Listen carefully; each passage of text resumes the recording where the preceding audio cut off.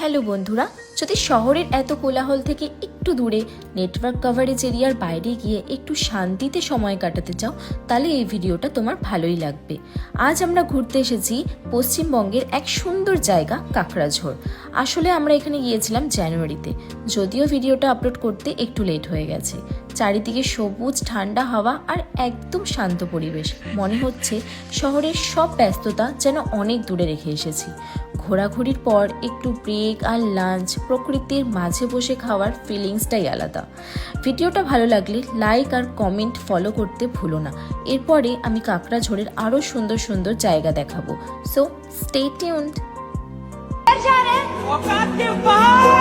किसी मंजर पर मैं रुका नहीं, कभी खुद से भी मैं मिला नहीं। ये गिला तो है मैं खफा नहीं। शहर एक से गांव, एक से लोग, एक से नाम, एक